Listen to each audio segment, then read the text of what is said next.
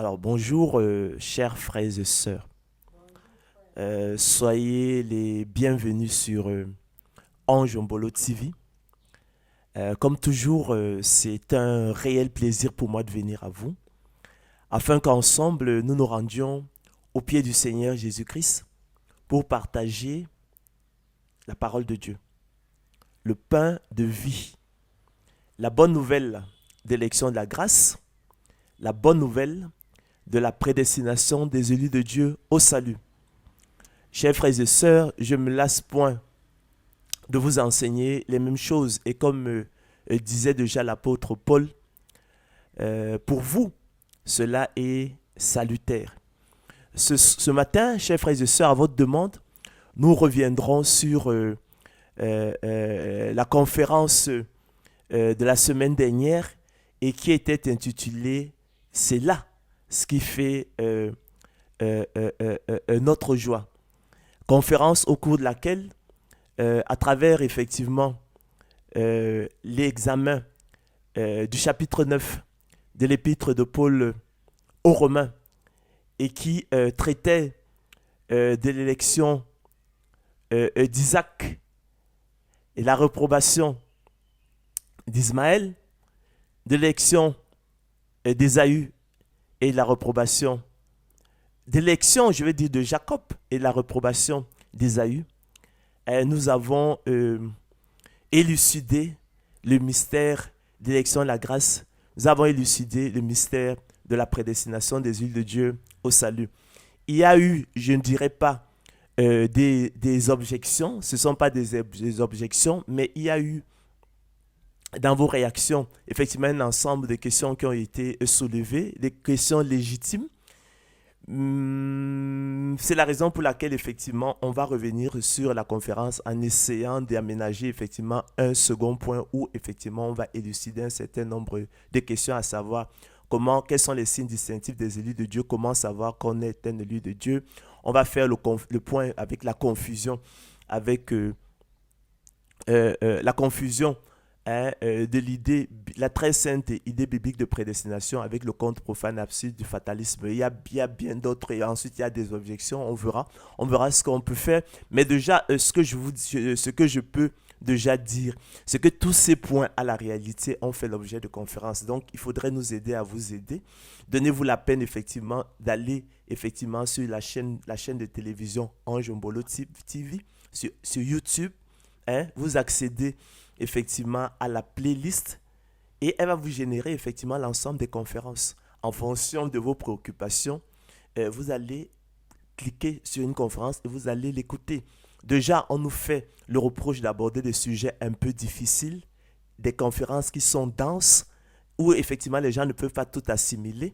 On a la contrainte de temps, on aimerait bien être calé effectivement sur 1 heure de temps pour qu'effectivement il y a des médias qui peuvent relayer toutes ces conférences et les formats, c'est généralement 1 heure de temps. En 1 heure de temps, on ne peut pas aborder toutes ces choses-là. D'accord? Il y a une série de conférences on avait intitulé la prédestination en 17 points, où toutes ces questions-là sont abordées. Et puis, on parle qu'en fait, cette chaîne, comme vous le savez, est dédiée à l'élection de la grâce, à la prédestination des îles de Dieu. Ça, nous abordons en fait tous ces points.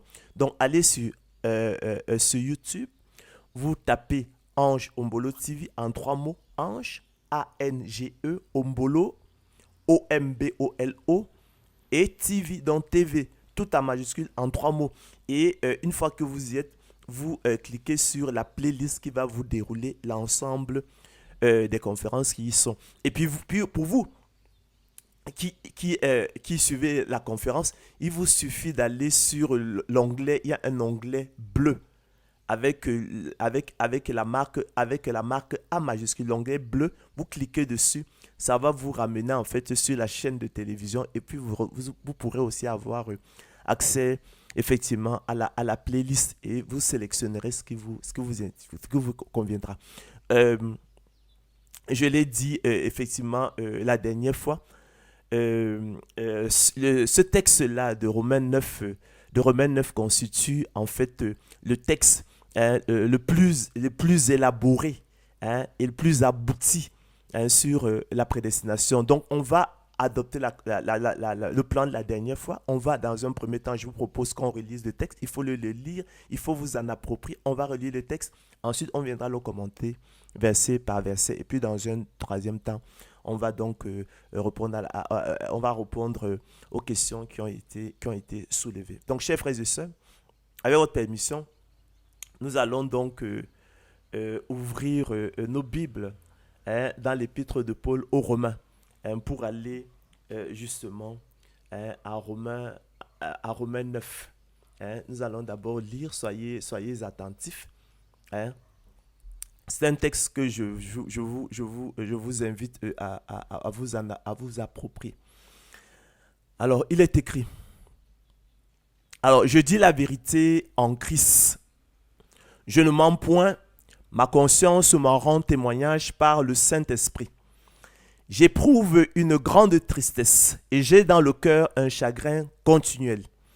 Car je voudrais moi-même être anathème et séparé de Christ pour mes frères, mes parents selon la chair, qui sont israélites, à qui appartiennent l'adoption et la gloire et les alliances et la loi et le culte et les promesses et les patriarches, et de qui est issu, selon la chair, le Christ qui est au-dessus de toutes choses, Dieu béni éternellement.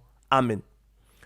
Ce n'est point à dire que la parole de Dieu soit restée sans effet. Car tous ceux qui descendent d'Israël ne sont pas Israël. Et pour être les enfants d'Abraham, ils ne sont pas tous sa postérité. Mais il est dit, en Isaac sera nommé pour toi une postérité. C'est-à-dire que ce ne sont pas les enfants de la chair qui sont enfants de Dieu, mais que ce sont les enfants de la promesse qui sont regardés comme la postérité. Voici en effet la parole de la promesse. Je reviendrai à cette même époque et Sarah aura un fils. Et de plus, il en fut ainsi de Rebecca, qui conçut du seul Isaac, notre père. Car, quoique les enfants ne fussent pas encore nés, et qu'ils n'eussent fait ni bien ni mal, afin que le dessein d'élection de Dieu subsistât, sans dépendre des œuvres, et par la seule volonté de celui qui appelle, il fut dit à Rebecca, l'aîné sera assujetti au plus jeune, selon qu'il est écrit, j'ai aimé Jacob et j'ai haï Ésaü. Que dirons-nous donc? Y a-t-il en Dieu de l'injustice? Loin de là. Car il a dit à Moïse, je ferai miséricorde à qui je fais miséricorde et j'aurai compassion de qui j'ai compassion. Ainsi donc, cela ne dépend ni de celui qui veut, ni de celui qui court, mais de Dieu qui fait miséricorde. Car l'Écriture dit à Pharaon, je t'ai suscité à dessein pour montrer en toi ma puissance et afin que mon nom soit publié par toute la terre. Ainsi, il fait miséricorde à qui il veut et il en dit qu'il veut. Tu me diras, pourquoi blâme-t-il encore? Car qu'est-ce qui résiste à sa volonté? Ô homme, toi plutôt, qui es-tu pour contester avec Dieu? Le vase d'argile dira-t-il à celui qui l'a formé, pourquoi m'as-tu fait ainsi? Le potier n'est-il pas maître de l'argile pour faire avec la même masse un vase d'honneur et un vase d'un usage vil?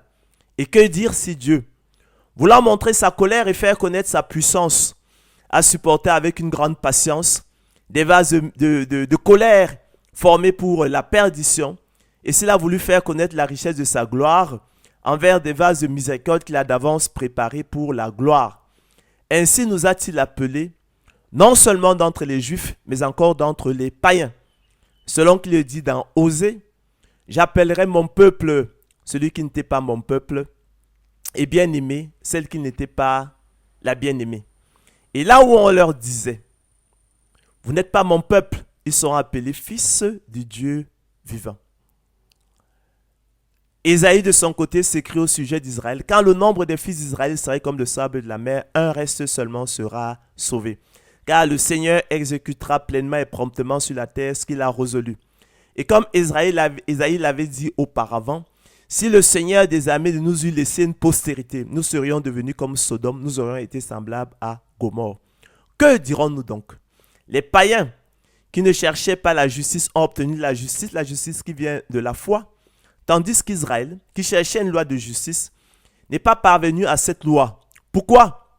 Parce qu'Israël l'a cherché non par la foi, mais comme provenant des œuvres. Ils se sont heurtés contre la pierre d'achoppement, selon qu'il est écrit, voici, je mets en Sion une pierre d'achoppement et un rocher de scandale. Et celui qui croit en lui ne sera point confus. Frères, le vœu de mon cœur et ma prière à Dieu pour eux, c'est qu'ils soient sauvés.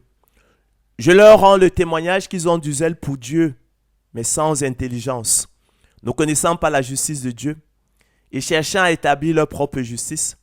Ils ne sont pas soumis à la justice de Dieu, car Christ est la fin de la loi pour la justification de tous ceux qui croient. Voilà.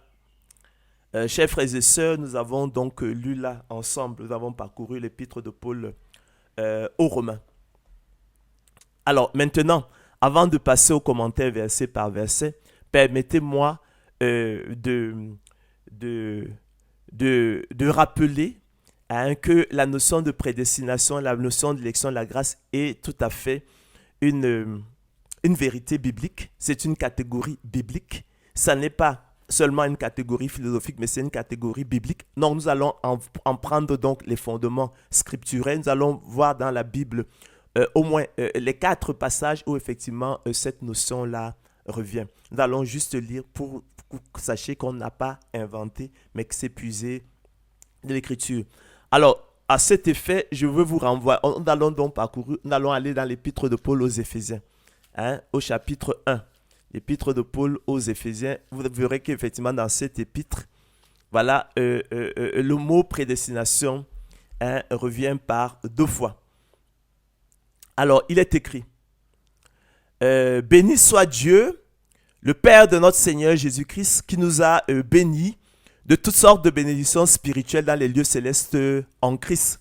En lui, Dieu nous a élus avant la fondation du monde, pour que nous soyons saints et irrépréhensibles devant lui, nous ayant prédestinés dans son amour. C'est un acte d'amour, la prédestination.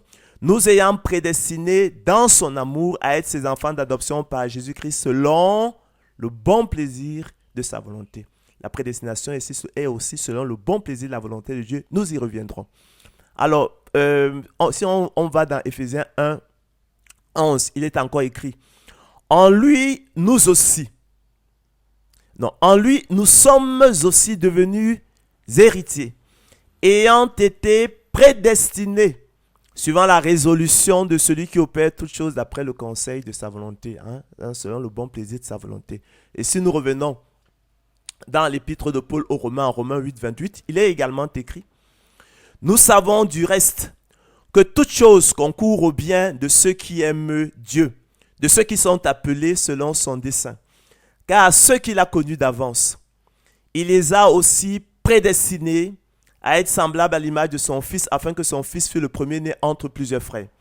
Et ceux qu'il a prédestinés, il les a aussi appelés. Et ceux qu'il a appelés, il les a aussi justifiés.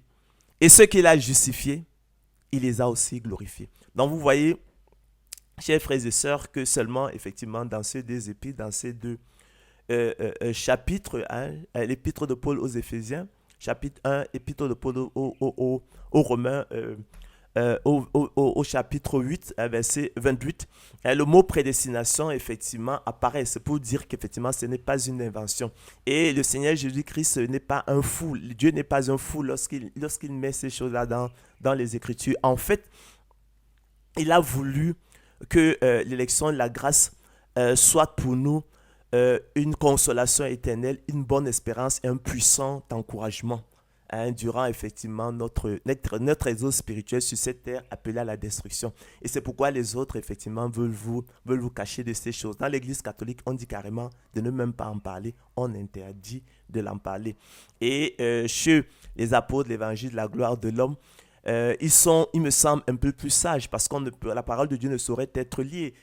On ne pourrait pas me dire que la leçon de prédestination n'est pas biblique. Maintenant, ils vont jouer sur la définition de cette notion pour nous faire croire que ce n'est pas selon le bon plaisir de la volonté de Dieu, mais c'est selon la préscience divine. Dieu qui sait toutes choses, Dieu qui a la faculté de connaître les choses à venir et effectivement qui se fonde donc sur sa préscience. Donc vous verrez qu'en fait, il n'en est rien. Comme il est écrit, la prédestination est selon le bon plaisir de la volonté de Dieu. Donc, je ne veux pas pour le moment vous en donner une définition. Nous allons nous allons retenir la définition que Dieu lui-même donne de l'élection de la grâce, que la Bible donne elle-même de l'élection de la grâce à travers l'élection de Jacob et la réprobation d'Ésaü, hein, qui est selon le bon plaisir, effectivement, la volonté de Dieu. Alors, une autre notion importante, c'est celle de l'élection de la grâce. Ça, c'est Romains 11, 5. Hein, nous allons m'entendre indifféremment parler de l'élection de la grâce ou de prédestination. Élection de la grâce, ça aussi, c'est biblique. Et on va là dans Romains 11, 5. D'accord? Donc, ce n'est pas des choses qu'on invente. Hein, selon qu'il est écrit.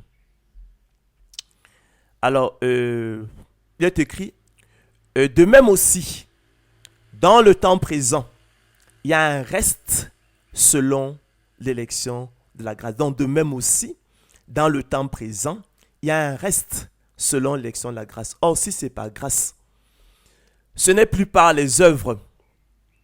Autrement, la grâce n'est plus une grâce. Et si c'est par les œuvres, ce n'est plus une grâce. Autrement, l'œuvre n'est plus une œuvre. En fait, chers frères et sœurs, ce que vous devez retenir, c'est qu'il n'y a qu'une seule voie en matière de salut. Et cette voie-là, c'est l'élection de la grâce. Cela est valable dans le temps passé. Cela est valable dans le temps présent. D'accord? Hein? Cela était valable pour Israël. Cela est valable pour les païens. D'accord? Selon qu'il est écrit. Ainsi nous a-t-il appelés non seulement d'entre les Juifs, mais encore d'entre les païens. Donc, il y a une seule voie de salut. La loi, qui est la première alliance, en fait, chers frères et sœurs, nous condamne tous. La loi, chers frères et sœurs, est la très sainte parole de Dieu. Elle appartient à la très sainte parole de Dieu. Mais elle n'est pas la bonne nouvelle. La loi n'est pas une bonne nouvelle. La loi ne va pas être donnée pour nous sauver. Elle est là pour nous condamner, pour nous faire prendre conscience de notre misère spirituelle, de notre incapacité, hein, notre incapacité, hein, à nous sauver. Elle nous condamne tous. Selon qu'il est écrit, nous savons que tout ce que dit la loi, elle le dit afin que toute bouche soit fermée et que tout le monde soit reconnu coupable devant Dieu. Il ne reste donc plus, hein, pour le salut de l'homme que l'élection de la grâce. La prédestination des yeux de Dieu au salut. C'est pourquoi j'insiste dessus. Croyez donc, chers frères et sœurs, que l'élection de la grâce est votre salut. Ce n'est pas moi qui le fais. Même l'apôtre Paul, tout son ministère était consacré à cela. Cela dit donc, si on a compris que l'élection de la grâce, la prédestination sont des notions bibliques, on va donc aller maintenant verset par verset. Revenons donc à notre texte. Alors, je dis la vérité en Christ, écrit l'apôtre Paul. Je ne mens point. Ma conscience m'en rend témoignage par le Saint-Esprit. J'éprouve, dit-il, une grande tristesse et j'ai dans le cœur un chagrin continuel. Car je voudrais, dit-il, moi-même être anathème et séparé de Christ pour mes frères, mes parents selon la chair, qui sont israélites, à qui appartiennent l'adoption, et la gloire, et les alliances, et la loi, et le culte, et les promesses, et les patriarches, et de qui est issu, selon la chair, le Christ qui est au-dessus de toutes choses, Dieu béni éternellement. Amen. Car ce n'est point à dire, poursuit-il, que la parole de Dieu soit restée sans effet. Car tous ceux qui descendent d'Israël ne sont pas Israël. Et pour être les enfants d'Abraham, ils ne sont pas tous ceux, sa postérité. Mais il est dit, en Isaac sera nommé pour moi, mais il est dit, en Isaac sera nommé pour toi une postérité. C'est-à-dire que ce ne sont pas les enfants de la chair qui sont enfants de Dieu, mais que ce sont les enfants de la promesse qui sont regardés comme la postérité. Voici en effet la parole de la promesse. Il reviendra à cette même époque et Sarah aura un fils.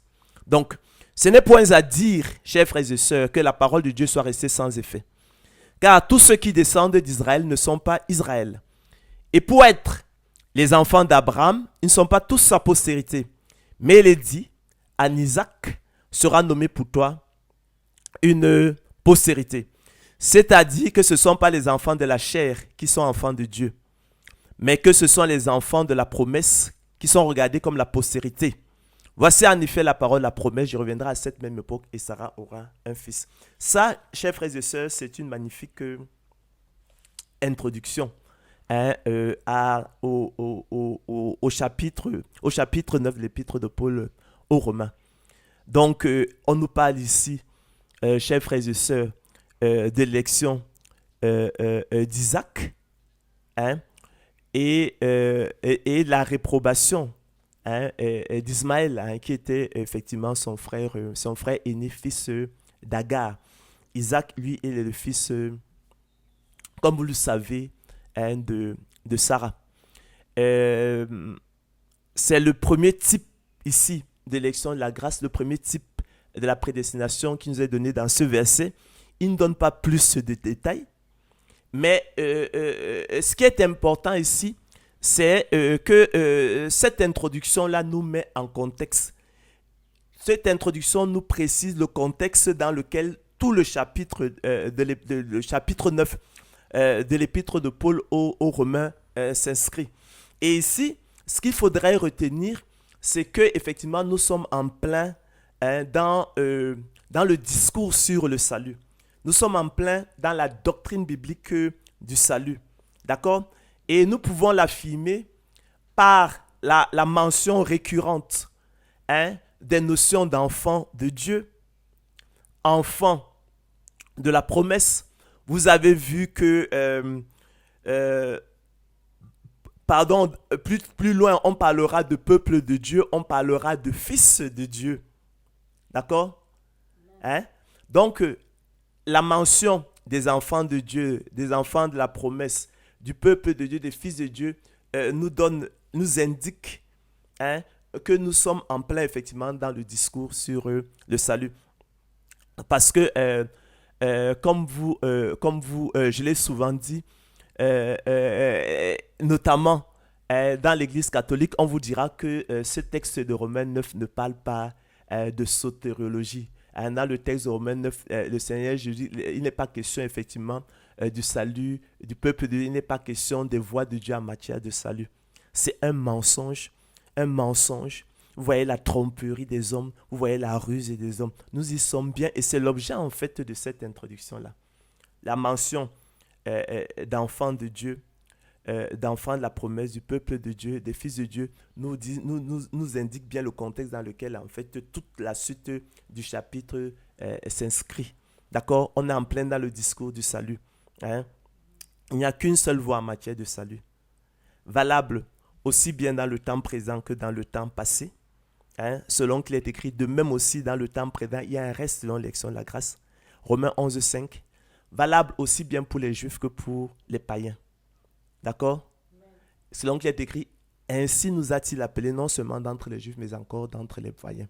Sans élection de la grâce, personne ne serait sauvé parce que la loi, en fait, nous condamne tous. Il ne reste plus que l'élection de la grâce. D'accord?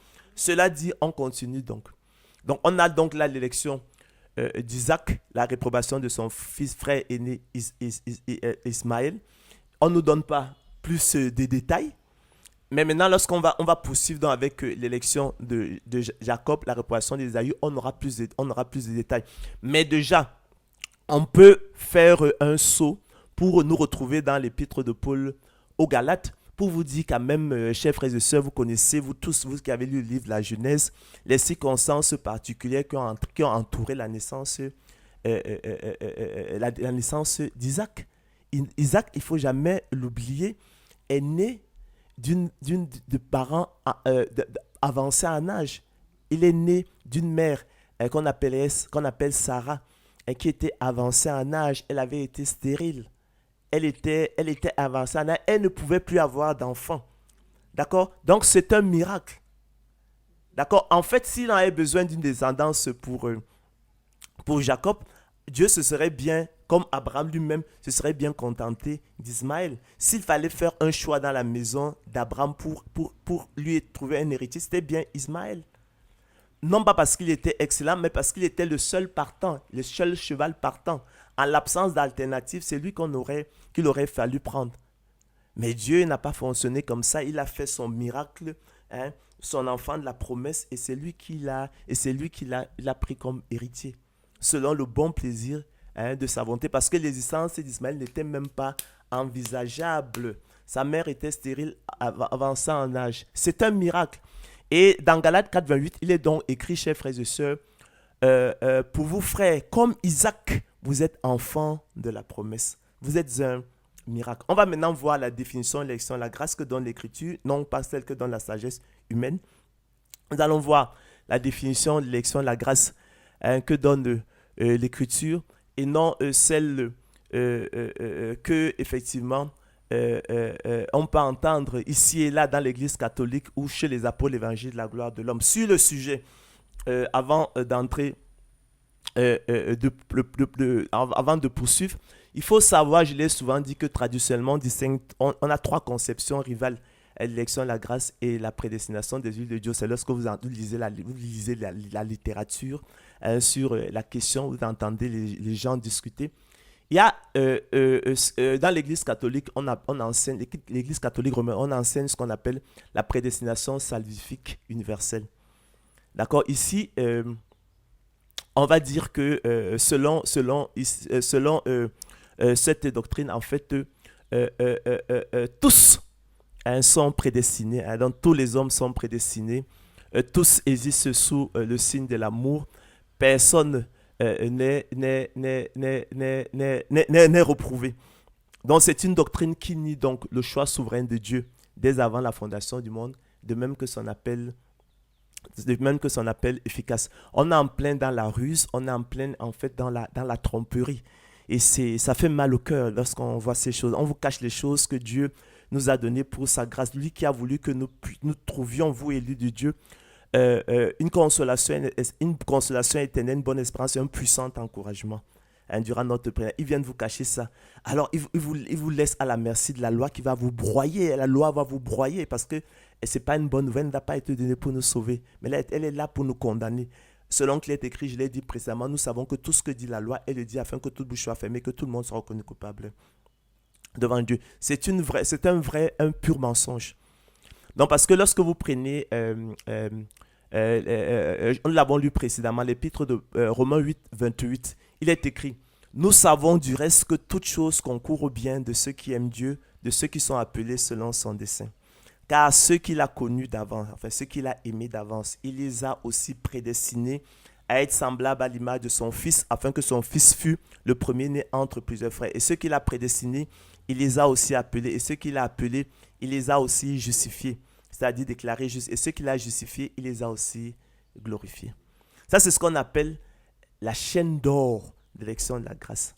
Vous voyez que c'est le même groupe de personnes qui l'a glorifié, justifié, appelé, prédestiné et connu d'avance. Donc c'est le même groupe de personnes qui l'a glorifié, justifié, appelé, prédestiné, connu d'avance. Hein? Donc nous savons du reste que toute chose concourt au bien de ceux qui aiment Dieu, de ceux qui l'a. Nous savons du reste que toute chose concourt au bien de ceux qui aiment Dieu, de ceux qu'il a appelés selon son dessein. Car ceux qu'il a connus d'avance, il les a aussi prédestinés à être semblables à l'image de son Fils, afin que son Fils, le premier-né entre plusieurs frères. Ceux qu'il a prédestinés, il les a aussi appelés. Ceux qu'il a appelés, il les a aussi justifiés. Ceux qu'il a justifiés, il les a aussi glorifiés. Donc c'est le même groupe de personnes qu'il a connus d'avance, prédestinés, appelés, justifiés et glorifiés. D'accord? À savoir, effectivement, les élus de Dieu. Dire un instant que tous sont prédestinés, ça veut dire que tous ont été appelés, tous ont été justifiés, c'est-à-dire déclarés justes, et tous ont été glorifiés. Par conséquent, ça veut dire que personne n'irait en enfer. Or, comme vous le savez, le Seigneur Jésus-Christ a clairement enseigné l'enfer, l'étang ardent de feu et de soufre. Lui qui disait que si ton œil droit est pour toi une source de chute, il faut l'arracher, parce qu'il vaudrait mieux pour toi entrer, je ne sais pas, aveugle, borne, dans le royaume de Dieu, que effectivement d'aller en enfer avec les deux yeux. Vous voyez ça? Pure connerie.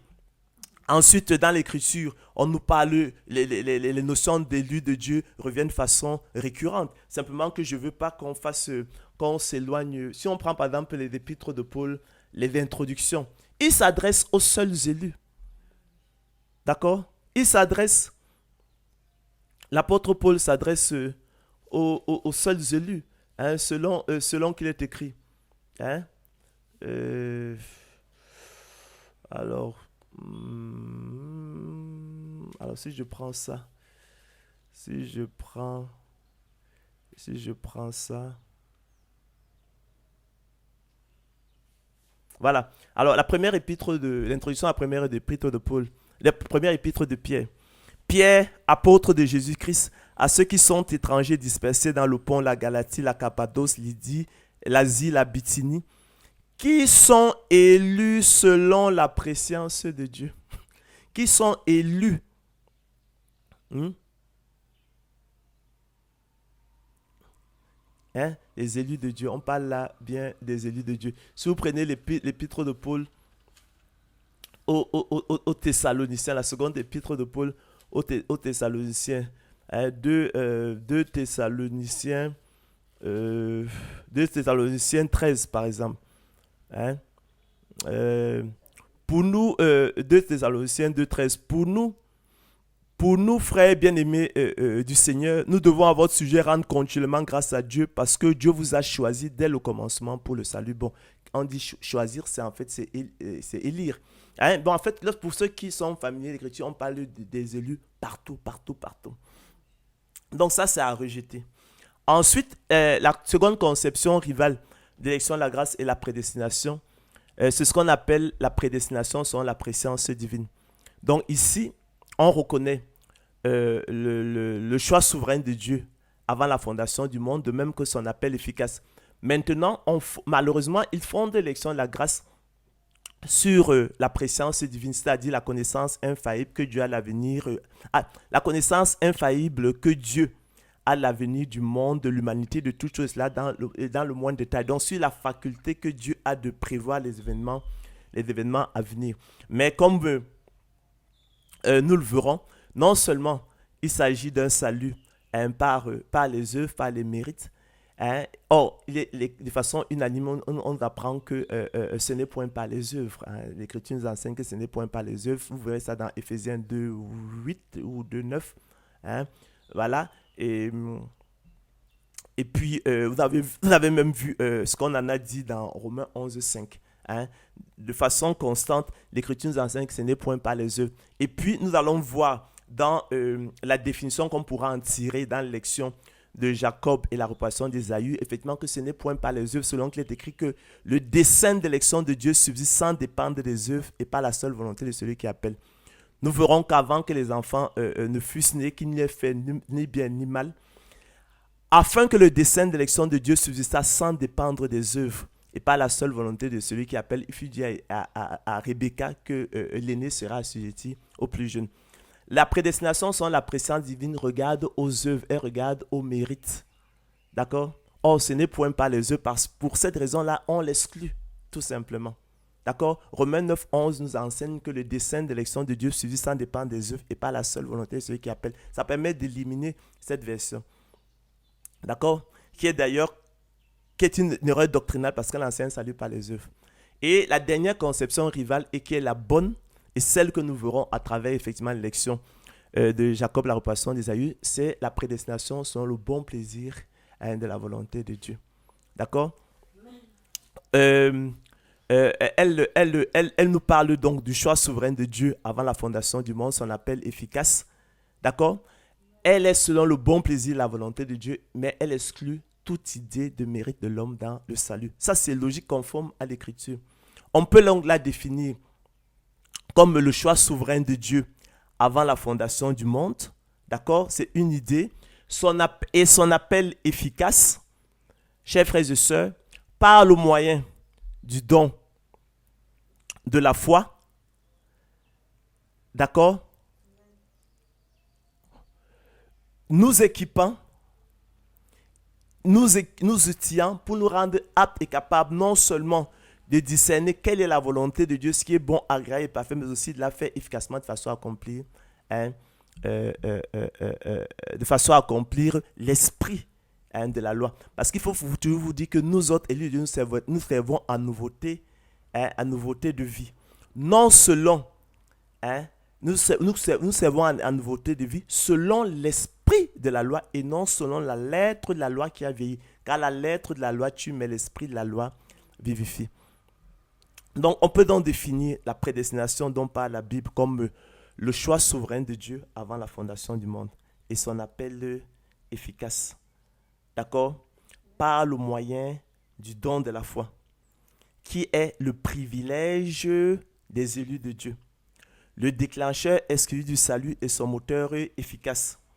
Les outillants et équipants pour les rendre aptes et capables non seulement de discerner quelle est la volonté de Dieu, ce qui est bon, agréable et parfait, mais aussi de la faire efficacement de façon, chers frères et sœurs, à accomplir l'esprit de la loi. Donc vous verrez donc que la prédestination, contrairement effectivement au fatalisme, qui a pour code ne rien faire, si l'avenir est fatal, si ce qui doit arriver arrivera nécessairement, à quoi bon se dépenser en efforts inutiles, ne rien faire, telle est la conclusion pratique et le code du fatalisme. La prédestination, au contraire, a pour l'un de ses codes la persévérance des saints. D'accord? Donc, autant le fatalisme est un conte profane et absurde, d'accord? La prédestination s'en démarque, n'a rien à voir parce que lui, il a pour code la persévérance des saints. Ce qu'il faudrait comprendre, et là, le Seigneur Jésus-Christ nous a instruit, l'apôtre Paul nous a instruit par des comparaisons tirées des dons de la terre. Il y a toute une conférence dessus parce qu'on ne fait que se répéter. Parce que vous voulez pas vous donner l'effort, de la peine. Il faut travailler, les amis. Il faut travailler, il faut vous donner la peine de lire, d'aller écouter les conférences. Après, on va vous donner, on a abordé tellement de sujets. En très peu de temps, on a une conférence dense et puis tous les données qui vous sont, vous ne pouvez pas les assimiler. Vous ne pouvez pas les assimiler, d'autant que finalement, beaucoup de vous en êtes encore au lait spirituel. Vous êtes encore des bébés en Christ. Vous n'avez pas, on ne peut pas vous donner des aliments solides. Vous ne pouvez pas les digérer. C'est pourquoi on prend la peine de sectionner tout ça par rapport à chaque question. Allez dans la playlist et vous suivrez la conférence. Donc, je sais même plus ce que je disais. Je sais plus ce que je disais. J'ai perdu le fil des idées. Ouais, je parlais de l'idée de fatalisme. Donc, je disais que le Seigneur Jésus-Christ, l'apôtre Paul nous instruit par une comparaison tirée effectivement des dons de la terre, du laboureur et de la semence. Selon qu'il est écrit, il faut que le laboureur travaille avant de recueillir les fruits. Donc, ce que vous devez comprendre, c'est que autant il faut que le laboureur travaille avant de recueillir les fruits, il faut que le laboureur travaille premièrement avant de recueillir les fruits. Il faut que le laboureur travaille d'abord. Il faut que le laboureur travaille d'abord avant de recueillir les fruits. Il faut que le laboureur travaille avant de recueillir de la semence, les fruits. Il faut que le laboureur travaille avant de recueillir la semence, de précieux fruits. De même aussi et par analogie, il faut que l'élu de Dieu travaille et persévère avant de recueillir de la semence de Dieu en lui, le précieux fruit qu'est le salut, le repos de l'âme et la vie éternelle. De même aussi et par analogie, il faut que l'élu de Dieu travaille et persévère avant de recueillir du don de la foi qu'est la semence de Dieu en lui, le précieux fruit qu'est le salut, le repos de l'âme et la vie éternelle. Donc c'est ça, si le laboureur abandonne sa semence dans un tiroir, il ne te produira aucun miracle, ni de la terre, ni de la semence. C'est pourquoi aussi dans l'épître de Jacques, l'apôtre Jacques rappelle que la foi sans les œuvres est morte en elle-même, elle est vaine et inutile.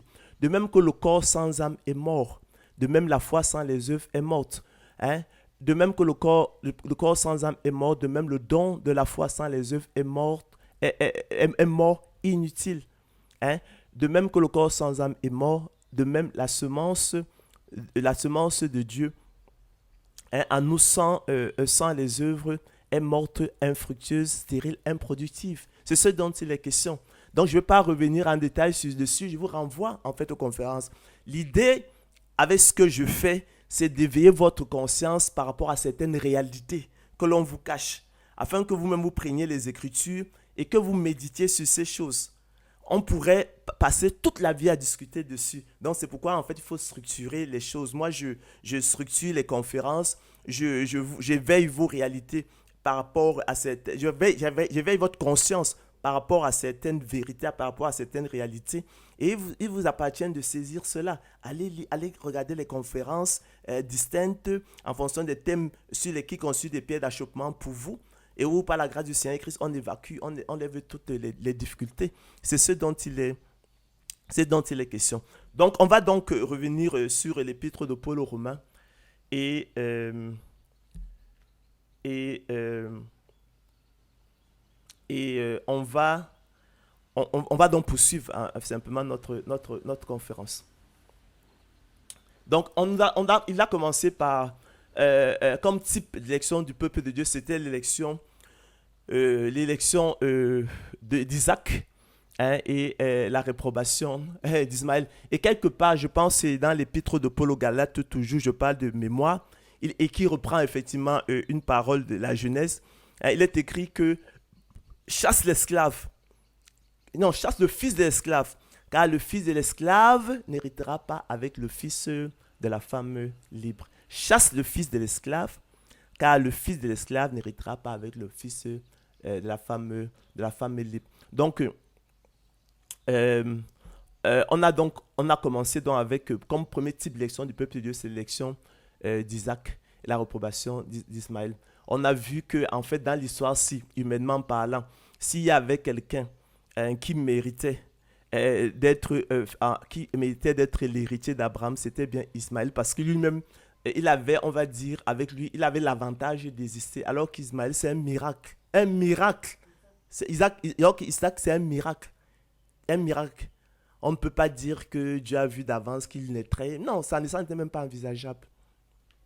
Alors, revenons donc au cœur même, effectivement, du chapitre 9, l'épître de Paul aux Romains. Alors, soyons attentifs donc. Alors, on prend un second exemple. L'élection de Jacob et la réprobation d'Ésaü. C'est renversant. Ça va dérouter le sens commun. D'accord? L'esprit humain, il est renversé tout simplement. C'est véritablement une pierre d'achoppement, un rocher de scandale pour lui. Mais pour nous, ces choses-là s'harmonisent parfaitement. Ça ne pose pas de problème, mais c'est la bonne nouvelle de la grâce de Dieu. Et de plus, écrit l'apôtre Paul, il en fut ainsi de Rebecca qui conçut du seul Isaac, notre père. Car, quoique les enfants ne fussent pas encore nés, et qu'ils n'eussent fait ni bien ni mal, afin que le dessein d'élection de Dieu subsistât sans dépendre des œuvres, et par la seule volonté de celui qui appelle, il fut dit à Rebecca, l'aîné sera assujetti au plus jeune, selon qu'il est écrit, j'ai aimé Jacob et j'ai haï Ésaü. Donc vous voyez, là on nous donne un peu les détails de ce qui a présidé à l'élection de l'un et à la réprobation de l'autre. Simplement le bon plaisir et la volonté de Dieu. Donc on nous dit qu'avant même que les enfants ne fussent nés et qu'ils ne se fait ni bien ni mal,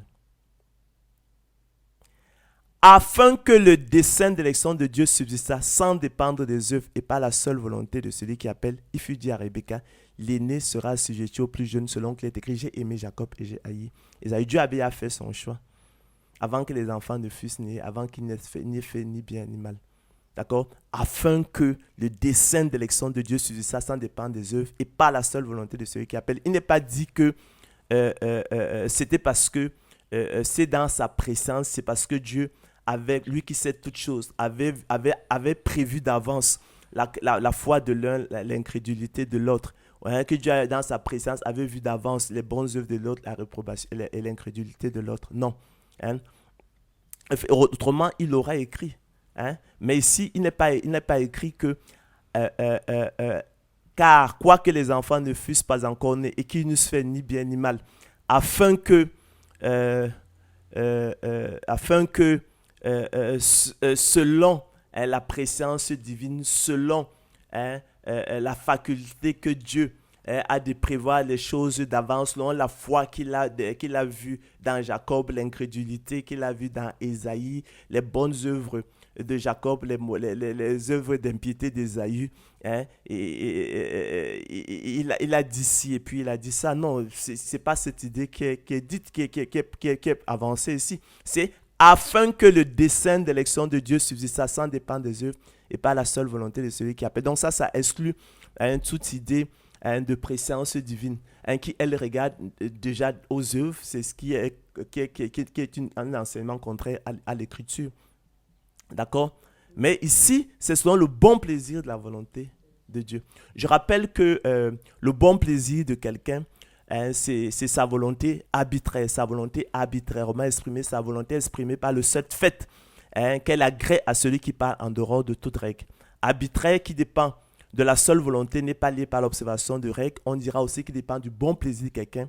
Hein, mieux, on dira discrétionnaire. Discrétionnaire, c'est-à-dire qu'il confère à quelqu'un la libre décision. Et c'est ça, en fait, même qu'il faut retenir. Parce que le mot arbitraire peut avoir une connotation négative dans certains cas. Un mot peut avoir plusieurs connotations. Et on retient généralement le sens, la connotation négative d'arbitraire. Donc, mais dans le cas de l'élection de la grâce, il s'agit, il faut l'entendre, il faut utiliser le mot, le synonyme discrétionnaire. Discrétionnaire qui confère à quelqu'un la libre décision. En fait, c'est la difficulté parce qu'on est obligé de parler de plein de choses. En fait, je l'ai dit précédemment, en fait, il y a la nouvelle alliance, l'ancienne alliance. La nouvelle alliance, c'est simplement la loi. Personne ne peut être sauvé par la loi. Donc, la seule voie de salut qu'il nous reste, c'est l'élection de la grâce. D'accord?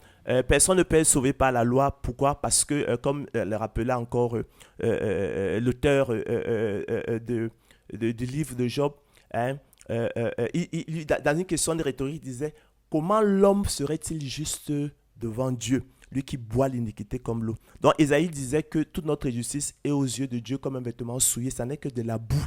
Nous sommes de pauvres pécheurs, nous sommes de misérables pécheurs. D'accord? Nul n'atteint aux hautes exigences de la très sainte loi de Dieu. La loi de Dieu, j'ai dit que c'est la très sainte parole de Dieu, mais ça n'est pas la bonne nouvelle. Elle est là pour nous condamner tous. Elle ne nous a jamais été donnée pour nous sauver. Hein? C'est pourquoi j'insiste pour vous dire, croyez que l'élection de la grâce est votre salut. Donc, personne n'atteint aux hautes exigences de la parole de Dieu. Personne ne peut être sauvé par là. Nous sommes tous sauvés par l'élection de la grâce. Une seule voie de salut. Hein? Valable aussi bien dans le temps passé que dans le temps présent. Selon qu'il est écrit, de même aussi dans le temps présent, il y a un reste selon l'élection de la grâce. Valable aussi bien pour les Juifs que pour les païens, selon qu'il est écrit. Ainsi nous a-t-il appelé non seulement d'entre les Juifs, mais encore d'entre les païens. Donc, il reste donc l'élection de la grâce qui ne regarde pas aux œuvres parce que tout notre justice est à ses yeux comme un vêtement souillé. Donc, c'est le bon plaisir, simplement. Elle est fondée sur le bon plaisir de la volonté de Dieu. Et c'est ce qui est écrit là. Alors, et nous sommes d'autant plus fondés à penser que c'est selon le bon plaisir de la volonté de Dieu, que c'est selon que la prédestination est selon le bon plaisir de la volonté de Dieu, qu'elle n'est ni selon elle n'est ni dans la prédestination, elle n'est ni salvifique universelle, ni selon la préscience, mais selon le bon plaisir de la volonté de Dieu. Voici ce qui est écrit dans la suite. Le Seigneur Jésus-Christ anticipe tout hein, sur les questions que l'esprit humain, le sens commun hein, pourrait objecter. Voici ce qu'il dit. Que dirons-nous donc? Y a-t-il en Dieu de l'injustice? D'accord? Naturellement, lorsqu'effectivement on déroule ça, lorsqu'on lit ça, lorsqu'on comprend ça, effectivement, pour nous, il y a un problème. On crie à l'injustice. Hein? Parce que Dieu, il est clairement établi ici que Dieu ne regarde pas au mérite des uns et des œuvres. Il ne s'est pas fondé sur les bonnes œuvres, l'incrédulité des uns et des autres, la foi, et sur la foi et l'incrédulité de l'un, les bonnes œuvres de l'un, et les œuvres d'impiété de l'autre. Mais il s'est fondé sur le bon plaisir. Il n'a pas regardé à tout cela. On crie donc à l'injustice parce que nous, fondamentalement, on nous a toujours appris que c'est selon les œuvres. Mais ici, pour vous dire toute la vérité, je l'ai dit précédemment, toute notre injustice est à ses yeux comme un vêtement souillé. En fait, nous nous abusons sur nous-mêmes. Et nous n'avons pas toujours senti notre misère. Nous ne comprenons pas que nous buvons l'iniquité comme l'eau. Personne ne peut être sauvé par les œuvres, c'est s'abuser soi-même. Dieu ne peut pas regarder des choses qui n'existent pas. Nous étions spirituellement morts. On en parle dans d'autres textes. L'apôtre Paul dit qu'il est le premier des pécheurs. Nous tous aussi, nous étions de leur nombre. Nous haïssant les uns les autres, dignes d'être haïs par nature, nous étions des enfants de colère. D'accord? Il n'y a rien de bon en l'homme. D'accord? Donc Dieu ne peut même pas regarder des choses qui n'existent pas. N'oubliez jamais.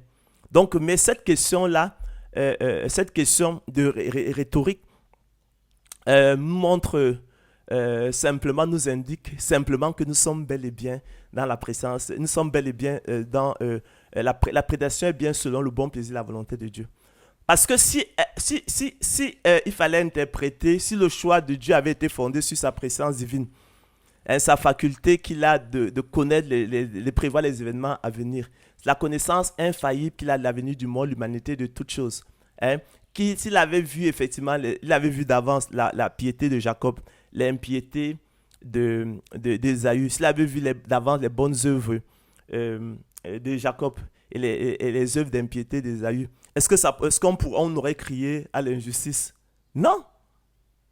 Qui remettra en question, qui a des doutes sur la présence? On sait que Dieu sait toutes choses. Et c'est l'objet de la prophétie. Le Seigneur Christ a annoncé plein de choses qui se sont réalisées. D'accord? Il y a pas, donc on ne pourrait pas appeler il y aurait aucune injustice en cela. La préscience divine regarde justement aux œuvres. D'accord? La prédestination, à ce qu'ils appellent la prédestination sur la présence, elle regarderait justement aux œuvres. Il n'y aurait pas d'injustice. Mais ici, là, tel que c'est déroulé, développé, effectivement, on exclut les œuvres. D'accord? On est bel et bien sur la prédestination, sur le bon plaisir, la volonté. C'est pourquoi on y crie à l'injustice. Que dirons-nous donc? Y a-t-il en Dieu de l'injustice? Si on était dans la présence divine, on ne poserait pas cette question-là. Soyez logique. C'est quelque chose de très cohérent, de logique. Ici, là, on va même mesurer la logique, l'esprit rationnel des uns et des autres. Il faut être irrationnel pour soutenir le contraire. Il faut être essentiellement irrationnel. D'accord? Privé d'intelligence et de sagesse pour soutenir le contraire. D'accord? Que dirons-nous donc? Y a-t-il là en Dieu de l'injustice? L'apôtre Paul répond, loin de là. Car il a dit à Moïse, je ferai miséricorde à qui je fais miséricorde et j'aurai compassion de qui j'ai compassion. Dans la version originale qui est présentée dans Exode 33, 19, il est écrit, je fais grâce à qui je fais grâce et miséricorde à qui je fais miséricorde. Alors, pourquoi n'y a-t-il donc pas injustice au-delà de tout ce qu'il a écrit? Est-ce que vous comprenez même la réponse qu'il donne là? Il dit, y a-t-il de l'injustice en Dieu? Loin de là. Car il a dit à Moïse, je ferai miséricorde à qui je fais miséricorde, ou j'aurai compassion de qui j'ai compassion. Je fais grâce à qui je fais grâce et miséricorde à qui je fais miséricorde. Il n'y a pas d'injustice simplement, chers frères et sœurs, parce que l'élection de la grâce, la prédestination des élus de Dieu au salut est un acte d'amour, nous l'avons vu, et surtout est un plan de miséricorde. La miséricorde, chers frères et sœurs, n'étant pas un droit, nul ne saurait l'exiger. D'accord? C'est pourquoi il n'y a pas d'injustice. Nous ne sommes pas là dans un plan de condamnation. Si Dieu avait dit je condamnerai qui je condamnerai, il y aurait effectivement un problème parce qu'il y aurait risque de condamner même l'innocent. Vous savez que fondamentalement, l'injustice consiste à condamner l'innocent ou à lui faire tort. D'accord? Dieu n'est point un Dieu injuste, il ne condamne point l'innocent ni ne lui fait tort. Donc, l'élection de la grâce, la prédestination des élus de Dieu au salut est un plan de miséricorde. Selon qu'il est écrit, je ferai miséricorde à qui je fais miséricorde et j'aurai compassion de qui j'ai compassion. Il ne s'agit pas d'un plan de condamnation. D'accord? Alors, si Dieu avait dit je condamnerai qui je condamnerai, il y aurait problème. Parce qu'il y aurait risque de condamner même l'innocent. Et effectivement, il y aurait à ce moment-là injustice. Mais il ne l'a jamais dit. D'accord? L'injustice, fondamentalement, comme vous le savez, consiste à condamner l'innocent ou à lui faire tort. Nous sommes là simplement dans le bon plaisir de la volonté de Dieu. Nous sommes ni dans le domaine de la justice, ni dans le domaine de l'injustice, ni dans celui du droit, mais nous sommes dans le bon plaisir. Donc la miséricorde n'est pas un droit. Par conséquent, personne ne saurait l'exiger. D'accord? Voilà, nous sommes ni dans le domaine, par conséquent, dans le cas de l'élection, de la grâce, de la prédestination, nous sommes ni dans le domaine du droit, ni dans le domaine de la justice, ni dans le domaine de l'injustice, nous sommes dans le domaine du bon plaisir. C'est le même principe qui est à l'œuvre dans les pourboires, dans les cafés, les restaurants. Une fois que j'ai payé ma note, je suis libre de donner du pourboire, de ne pas en donner, de donner à l'un, de ne pas donner à l'autre. On imaginerait mal le garçon à qui je ne donne pas de pourboire venir crier à l'injustice. Non. D'accord? Et ceux qui parlent d'injustice, chers frères et sœurs, ça souligne plutôt la méchanceté du cœur humain qui voit d'un mauvais œil que Dieu soit bon. Ils auraient préféré que Dieu nous jetât tous également hein, également, de la même façon, dans l'état ardent de feu et de soufre. C'est ça qu'ils appellent justice. Donc, ça souligne plutôt la méchanceté de leur cœur. Comme l'élection de la grâce ne leur est pas profitable, ils auraient voulu que personne n'en profite. Hein. Donc, il faut souligner plutôt la méchanceté du cœur humain vaniteux qui voit d'un mauvais œil que Dieu soit bon. Et surtout, le bon, et puis surtout, l'amour, l'infinie richesse de la grâce de Dieu, hein, à notre égard. D'accord? Ok. Ainsi donc, chers frères et sœurs, cela ne dépend ni de celui qui veut, ni de celui qui court, mais de Dieu qui fait miséricorde.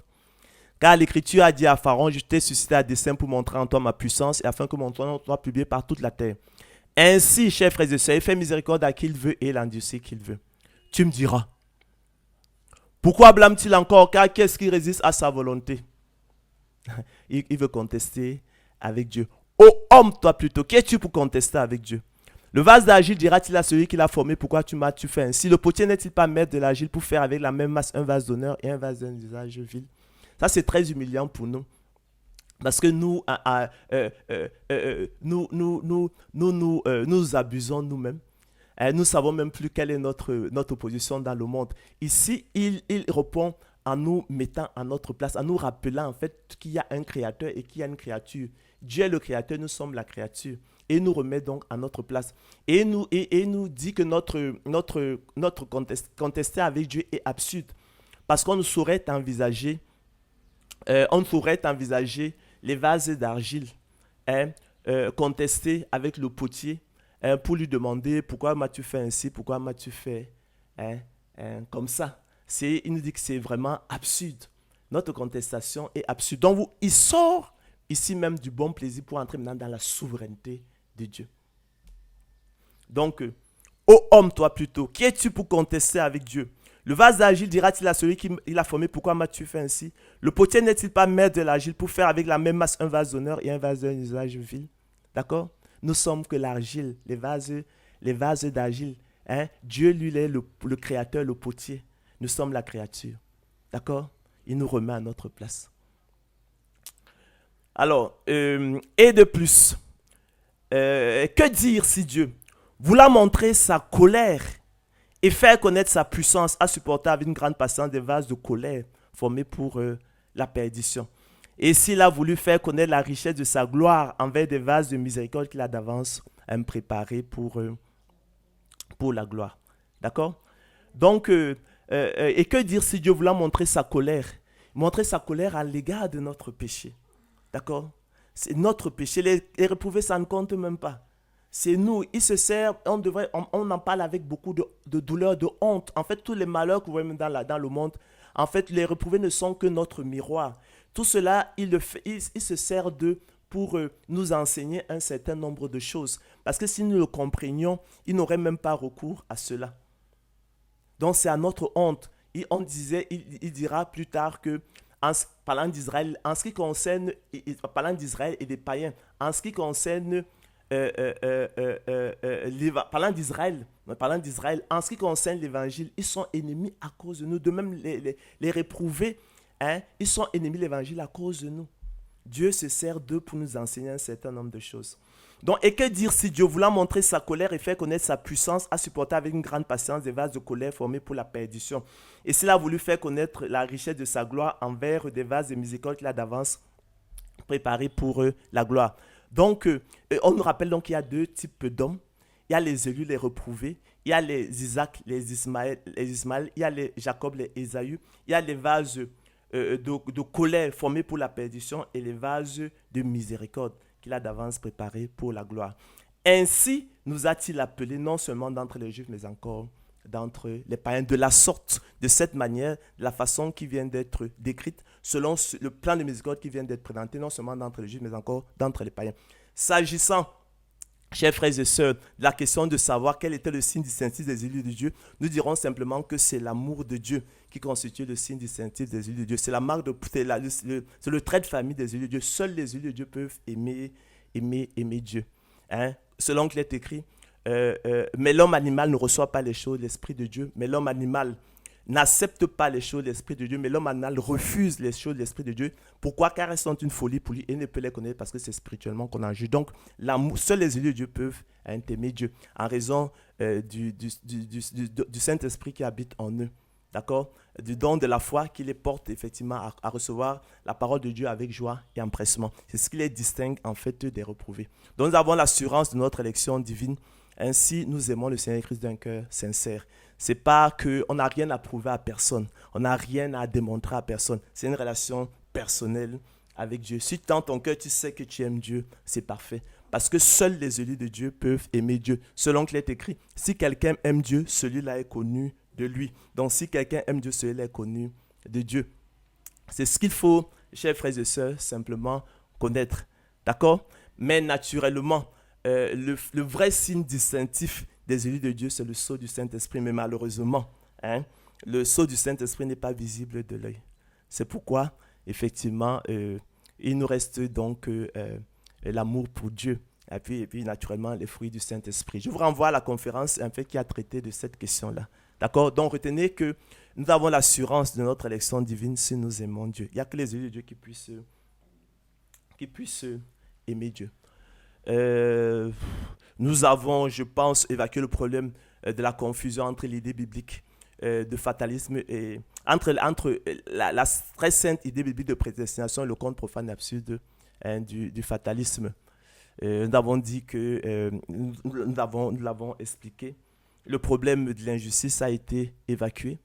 D'accord? Nous avons dit que la miséricorde, la prédestination et l'élection de la grâce était constitué un plan de miséricorde et non un plan de condamnation. D'accord? L'Éternel ne dit pas qu'il condamnera, mais il dit plutôt je ferai miséricorde à qui je fais miséricorde, j'aurai compassion de qui j'ai compassion. D'accord? Nous sommes tous dignes de l'état ardent de feu et de soufre. D'accord?